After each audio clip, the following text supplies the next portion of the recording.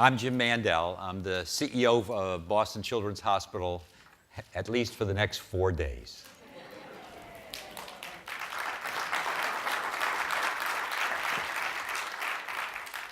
Some of you know I'm retiring on Monday, but I can't think of a more worthwhile way to go out than to have a gathering like the one we've had here over the last day. Because for me, at least, it's all about creativity and it's all about collaboration. So I think, if you look around the room, the amount of knowledge is awe-inspiring, and yet we have lots of challenges that are facing us today that need solution sets that we can only do together. I will tell you that in my years, over 35 years off and on, as they say, the bad penny coming back, as both a faculty member, or first of all a trainee and a faculty member, and then the CEO, I have been absolutely thrilled and inspired by what I have seen at Children's in terms of innovation and creativity. I think many of you who were here yesterday morning heard from Sandy Fenwick. Sandy's been my partner for the last 13 years as my Chief Operating Officer and is becoming the CEO on Monday. And I think she talked a lot about the challenges that are facing us. But as anybody knows, I am the kid who goes into a room and who's full of manure, and I say, "Where's the pony?" I think we have absolutely not only challenges but great opportunities, especially around innovation and creation as we look forward. And I know that we're going to have to do many things, perhaps with less resources, but it's all around collaboration and partnership that we're working towards building a healthier future for our children. I think when you walk around the halls of Children's, you'll hear people say, "Well, what do you think?" Or maybe we could try it that way. Or maybe this is a different way to think about the problem. And I think creatively across many institutions with many colleagues, we can really do what we need to do to change the future, especially for healthcare and especially for kids. Please welcome Robert Langer. Thank you so much, Jim. I'm going to start with a picture in the New York Times in 1971 of how Dr. Folkman's vision of how tumors grew. So his idea, as people may know, was that the tumor cell would become abnormal. It would grow to a three-dimensional mass, would not grow beyond a millimeter cube. But what the tumor did to solve that nutrition problem is send a signal, which he called tumor angiogenesis factor, to the surrounding blood vessels, which would grow to the tumor and solve that nutrition problem for it. And the tumor would get bigger and bigger and ultimately metastasize through those blood vessels. And what Dr. Folkman asked me to do was to see, actually, for my postdoctoral project, if I could isolate the first angiogenesis inhibitor. How do you think about a problem like that? Well, we kind of broke it down into two areas. One is what might have an angiogenesis inhibitor. We thought about cartilage. This is a scapular bone, and this is the cartilage. And the first step in the purification was getting the meat off and slicing this off. And then we'd put it through various extraction procedures and purification procedures. So at the end, we maybe had 50 or 100 different little vials that we could test. That then brings up the second issue, is how do you test an angiogenesis inhibitor? What Dr. Folkman and I thought is maybe the way we could develop a quantitative bioassay was to put a tumor in, have a polymer in the eye that would be inert in the eye, which is a big challenge because the eye is very sensitive, and that could deliver anything in cartilage, meaning large molecules, because cartilage has large molecules in them. And so this was the bioassay we wanted. The problem was that no one had ever developed a polymer system to deliver a large molecule before. But eventually, what I found is I found a way I could take certain types of plastics and I could dissolve them in certain solvents, add to them powdered drug, and we were able to make little microspheres like this. And we published, actually, in Nature, the fact that you could do this and release them for over 100 days. The early studies, the release rates are not constant, but later on, when I was at MIT, I worked out with some of my students ways to get them constant, and here's an example of that. In 1976, I remember I got asked for the first time to give a speech at a scientific symposium. It was in Midland, Michigan. And when I got done and I stepped off the podium, a whole bunch of them came up to me and they said, "We don't believe anything you just said."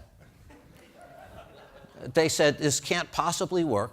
Large molecules can't diffuse through solid polymers, like the ALSA people said. And they also said you're using organic solvents that will destroy whatever you put in. But I realized that this was working, and what would happen, and the key in science is people reproducing your work, and within a few years, quite a few labs had reproduced it. And the question shifted to how could this happen? So to understand it, what we did is we cut, one of the other things they had in hospital were cryomicrotomes. You wouldn't have that in a chemical engineering lab. So we began using those to slice thin sections through the polymer to visualize them. And so here's a thin section of one of the polymers that we used, ethylene vinyl acetate copolymer.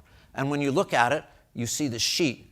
And what you find is that molecules past about 200 molecular weight can't go from one side of that to the other. But if you put a drug in, this is a red one, before any release has taken place, you see what we call a phase separation. Polymers here, drugs here. Now, if you release these systems for a year, and then you cut a thin section, what you see in sharp contrast to these last two slides is this. Left behind where the drug was are these pores. So this is really very different than what you saw 2 slides ago. And if you do serial sectioning or scanning electron microscopy, what you see are these pores are actually interconnected with tight constrictions between them. And they're incredibly winding and tortuous, so it takes a really long time for the drugs to get through. Now that we had this, Dr. Folkman and I and others were in a position to do the angiogenesis assay. In a paper in 1976, we wrote in Science what we're able to show. This is about 7 or 8 weeks after the study started. You have the tumor here without the cartilage-derived inhibitor. You see sheets of blood vessels growing over the polymer. And in fact, if you kept this going for 2 weeks more, the tumor would be out of its orbit. It would be 3-dimensional. Could kill a rabbit, would kill it. We sacrificed them before that. But when you put the inhibitor in, notice how the blood vessels are sparse. They avoid the polymer. And most of the time, these tumors never grow. We published this in 1976, so it provided the first inhibitor, it provided assays. It took another 28 years and billions of dollars by different companies before the first angiogenesis inhibitor was approved. But starting in about 2004, work at Genentech and others, what we've seen is now many, many angiogenesis inhibitors approved. Some are some of the best-selling drugs in history, like Avastin. And they're approved not only for different types of cancer, but also for macular degeneration. Pretty much all of them have been isolated using the original assays that Dr. Folkman and I published in Science. I also thought that maybe these polymers might not only be useful as a tool for studying things like angiogenesis and other informational macromolecules, but maybe they'd be useful in their own right. And so Larry Brown, one of our graduate students, just did a simple experiment where he took some of these polymers, put insulin in them, and a little aspirin-sized pellet can deliver insulin, as you see here, for over 3 months. So one day, Dr. Folkman said to me, he said, Bob, we should file a patent on this. And so we got this patent, very, very broad patent in this field. We licensed it to 2 large companies, International Minerals and Chemicals for animal health and Eli Lilly for human health. And I was so excited. But the problem was those 2 large companies, they do 1 or 2 experiments, and they didn't work so well, and they kind of gave up. So what I thought about, Alex Klebanoff, now I was over at MIT, was that maybe we'd start a company ourselves, because licensing to these companies didn't work. And the little company was Enzotech. And today, that company, all based on these microspheres, has done very, very well. One of the products is a treatment for schizophrenia, which treated 4 or 5 million patients a year. They also treatment for alcoholism that you inject once a month, the treatment for narcotic addiction that you inject once a month, treatment for type 2 diabetes that you inject once a week. So that was the example I wanted to spend the most time on, but I thought I'd go over 2 other things rather quickly. Another thing that we did when I was at Children's Hospital, Dr. Folkman had a resident named Mike Klein, and one day he told me, Bob, that when the patients undergo various surgeries, they give them heparin to anticoagulate, and the way they stop that is by protamine. He said protamine causes all kinds of bad side effects. Well, I had done my doctoral thesis on enzymes. I said, well, maybe we can be much more specific and use an enzyme like heparinase.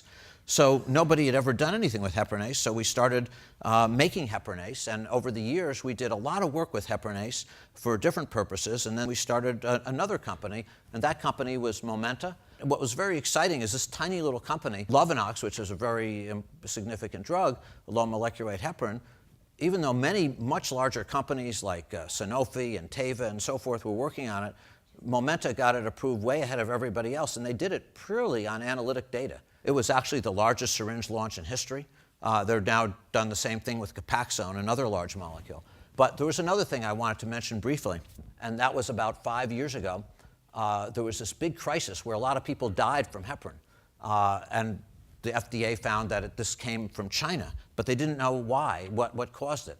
So I was, as Jim mentioned, head of the FDA Science Board. Ram was also involved with them. So they contacted us and they said, could we help them?